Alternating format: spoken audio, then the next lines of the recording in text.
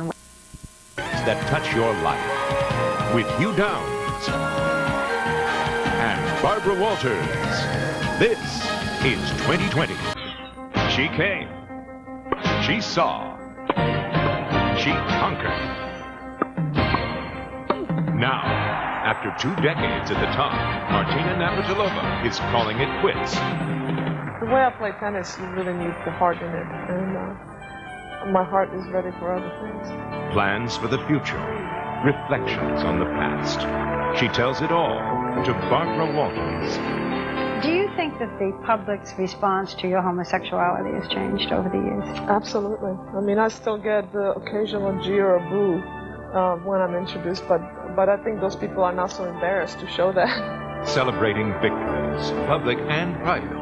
A revealing conversation as a champ bows out. Tonight, August 26, 1994, after this brief message.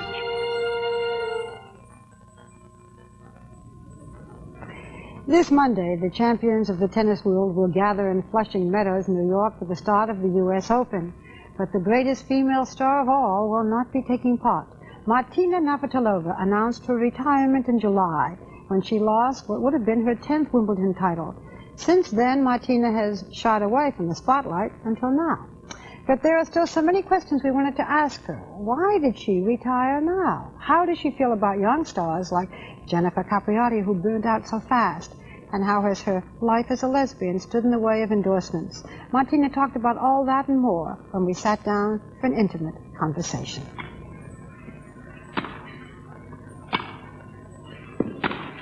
Whoa.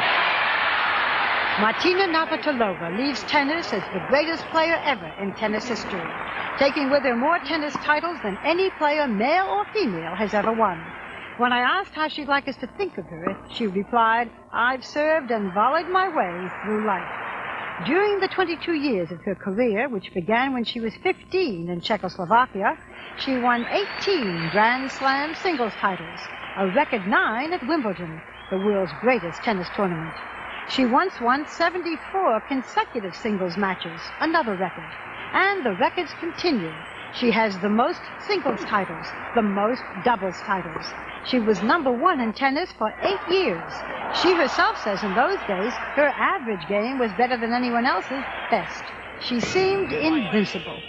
When she announced this year that she was leaving tennis, that she wanted to quit while she was still on top, she said she wanted to win 1 more Wimbledon. It would have been her 10th, and it seemed possible. She had always done it before, made a comeback from some spectacular losing streaks, and she almost did it this time, too.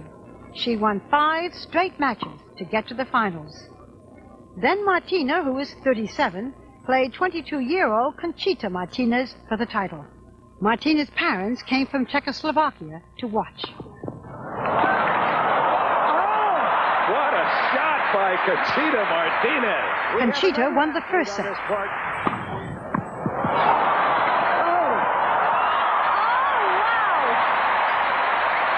Navratilova the second. But then she lost the third set with a bad backhand. And with it, the match and her last Wimbledon. Martina Navratilova. She got a standing ovation. There were tears and cheers. She hugged Martinez, cried when she accepted the silver plate for second place, plucked a blade of grass, and left the court she claims she will never play on again. Does a part of you, when you came so close to winning, say, one more time, maybe next year? There certainly have been people trying to convince me of that, but yeah, I could try, but there really is no point. Does that mean no? It means no. Absolutely no. Without a doubt, no. Without a doubt, I have no doubt about wanting to stop and get off the roller coaster. But why right now? Why not next year? I think my heart just told me last year that this year would be my last. That's all the passion and heart and courage I could muster for one more year. The way I play tennis, you really need the heart in it, and my heart is ready for other things. One of the things her heart seems ready to do is to use her name and experience to help write a series of 3 mystery novels about, not surprisingly, women's professional tennis. The first one, called The Total Zone, will be out this month. It's about a teenage tennis star pushed too far, too fast. In the book, there are stage parents, tennis parents, who drive these kids like stage mothers and fathers when we used to read about them. Is that very common today? Oh, absolutely. And what does it mean? It means that the kids don't have a life. They go out of school, they don't have any friends, they don't have any peers, and it doesn't prepare them for life. And because of the parents pushing them so hard, I think the careers are much shorter. So what I say to those parents, please slow down. Your kid doesn't have to be number 4 in the world when they're 14. Why has it changed? Money and fame. Pays more. Absolutely. Yeah, because these female kids are tennis getting has deals changed. before they even won their first tennis match. Jennifer Capriati was a household name before she ever played her first professional match. Something's wrong here. Do you think she was driven too hard? Too early. You shouldn't be playing tennis for 4 hours when you're 10 years old. There is an age limit for tennis. 14 for It's competition? 14 for women. I don't know what the men have. Do you think it should be raised? I think there is a good case for it to be raised, because if the kid cannot play until they're 16, then you will stay in school, you will take your time and not push them so much so that they have more of a balanced life, and then they have a much better chance of making it once they do get on the tour. Then we have this whole other phenomenon. You must win. I mean, we see Tonya Harding and Nancy Kerrigan. Is winning everything? Winning is so much glorified these days. Not how you play the game, but whether you win or lose. People forget that sports is a game to be played with joy and passion, not, oh my God, I gotta win, or somebody's gonna shoot me in my driveway. It's crazy. Still, this is not to say that Martina was not competitive. Her biggest rival was Chris Evert, who was the reigning queen of tennis. Martina seemed the antithesis of Evert with her all-American cover girl looks, and when Martina first beat Evert at Wimbledon in 1978, it was Evert the crowds were cheering. Then Martina beat her at 4 more Wimbledons. Chris Evert today is retired and the mother of 2 children. And although Chris and Martina are friends now, for years they fought each other ruthlessly on the court for top place. Was there a point where you felt you had to hate her? The killer instinct? I read that your trainer said they had to instill that in you. A little bit, but I was pretending, because I really did not dislike Chris. There were some things about her that I didn't like, and no, this is private, and I'm sure there are some things about me that she doesn't like, but the bottom line was that we always respected one another as human beings and as tennis players.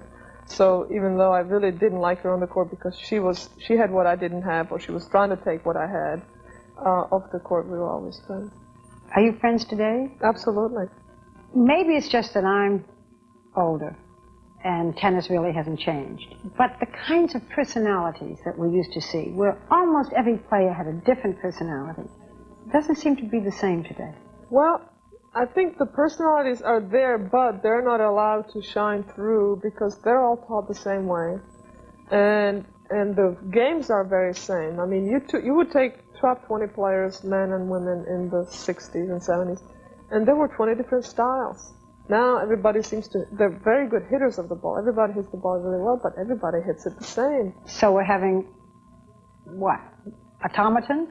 Almost. I think they're taught not to show emotion and be really tough, and so they look like, they just have this thing, and you wave something in front of them and their expression doesn't change. It's scary. Which means what? Which means that I don't think they're allowing themselves to even enjoy the game. Loosen up, this is a game. You can be a human being and still have the killer instinct. Do you think that the public's response to your homosexuality has changed over the years? Absolutely. It's not the defining theme of what I am as a human being, but they look at the other qualities instead and don't see homosexuality as a detriment, which it shouldn't be. I mean, I still get the occasional jeer or boo. Really? When I'm introduced, but I think those people are now so embarrassed to show that. And I know I've changed a lot of people's minds, so that's very reassuring. You did not get the kind of corporate endorsement that some other athletes got. What did I get? Well, did you get any? I got about this. Zero. Because you were gay? Well, I would think that would be the only reason. Yeah. I know Billie Jean told me herself they were trying to get me some deals during team tennis, and when they went into a room and they would talk about other players or other possibilities, everybody was very excited, and then they would bring up my name, and the room would go silent. Still, this year, they just go silent. The corporate world is so afraid of taking a chance and having the one letter out of 1,000 that will say, I'm going to boycott your products because you're promoting a lesbian, you know. This is 1994, get with it. But, do you have any money? I have enough. I'm definitely comfortable. So you'll never have to play tennis just to make money. I mean, the way we've seen some boxers who should have stopped and don't and come back. I won't have to sell myself at all, thank God. Will you work more actively in gay rights now that you're going to have a little more time? That's definitely one of the things that I will be involved in until I am free to join the army if I want to, until I'm free to adopt a child if I want to, until I'm free to teach kids, even though I'm gay. Then we don't have equality. So until then, I will keep working. Do you want to have a baby? I don't know yet.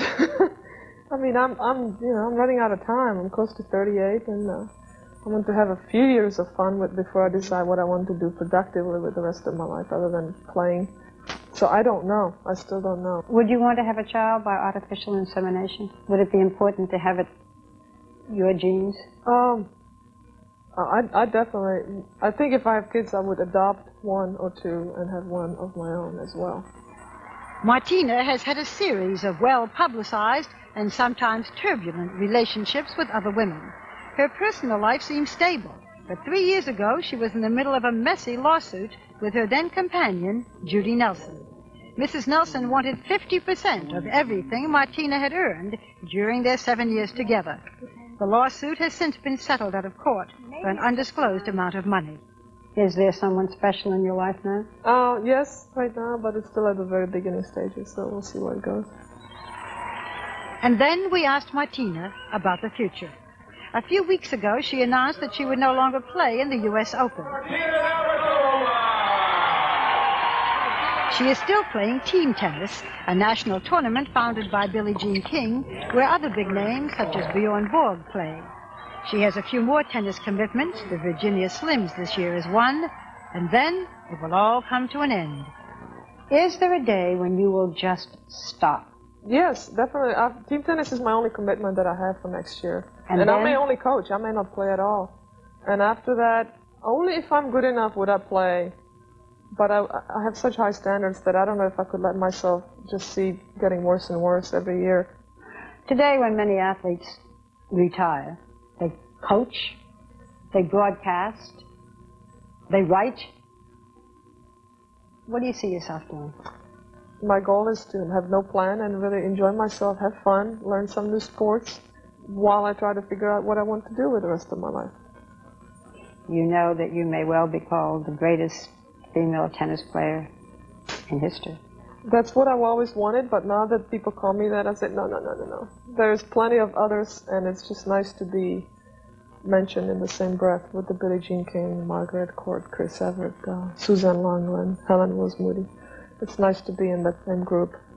All those names, and now Martina Navratilova. It's a hard one to pronounce, but they've learned after all these years. We've all learned. Thank you. She is fascinating, and even though she says she doesn't know exactly what she wants to do, she seems reconciled to the wisdom of bowing out at this time, and that may mean that she's well adjusted. Yeah, she's not depressed, but you know what I find depressing? We talk about her as the grand old lady of tennis. She's 37. 37 years old. Yeah. Sports has a different definition of age, I think, than other walks. It's interesting, too, how the public's view of her has changed. There was a time, and she alludes to it, when people were very antagonistic about her sexuality. She was too masculine. She was too tough on the court. And they realize now what a good human being she is, as well as a superb athlete. Like she said, it's 1994. This change has happened. Thank you, Barbara. We wish her luck. We sure do.